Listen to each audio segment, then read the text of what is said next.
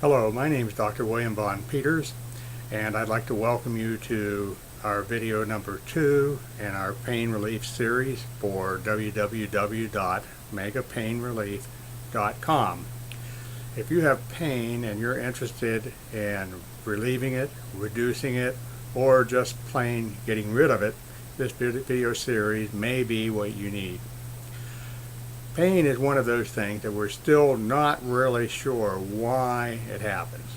We're not sure of the exact mechanisms, although there are many theories on why or how it happens, how it transfers, how it exists in our body, and so forth. Primarily, it goes through the neural pathways, through our nerves to the brain, and the brain registers it, and then we feel it. Pain exists to let us know that something is not right within the system, and then we're supposed to do something about it.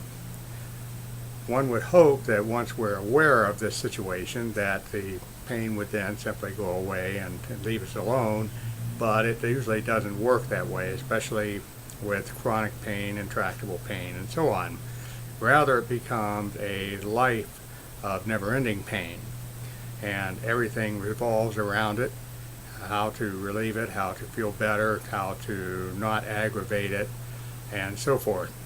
Consequently, it is extremely debilitating and can impair even the mental functions of the people forced to undergo this. There are many ways that this is dealt with. The primary ways with the medical system is through opiates and pain relievers. However, the problem with that is that then you have a double impairment coming from both the pain itself as well as the opiates, the addictive qualities from it, and so on, so that the person then has to deal with that as well. There are, however, other ways to deal with pain. Some of these are electromedicine, TENS units, and biofeedback.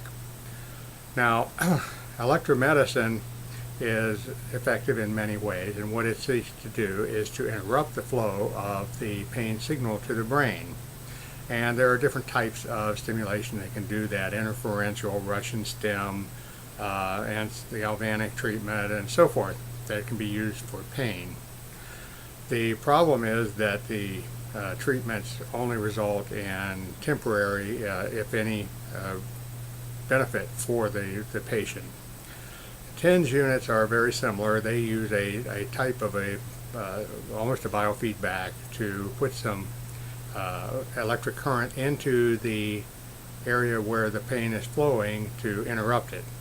And most people who are using pain are very, very happy with it when it works.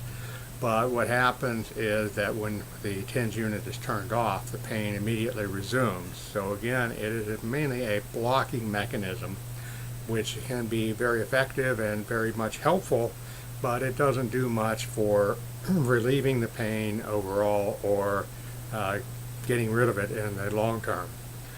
Now, biofeedback has been used in the United States for many years.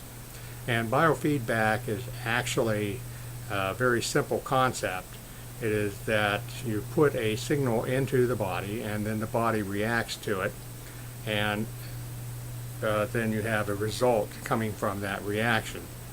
So consequently, a microcurrent or a small current is put into the area where the pain is originating, and the body then reacts to the pain with some sort of blocking or interruption of the nerve flow. And this can possibly also be used to actually train the body to not feel the pain. And this is kind of a standard type of biofeedback, and it can be very helpful as well. Now, it has been a unique honor to be a professor in Russia.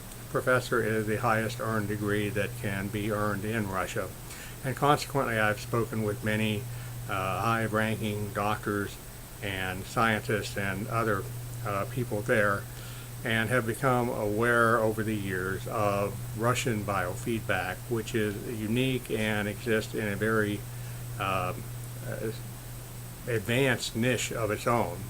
And this is what we're going to discuss as we get into video 3. So I would like to invite you to follow us on to video 3. And again, these videos are available on www.megapainrelief.wmv. See you there.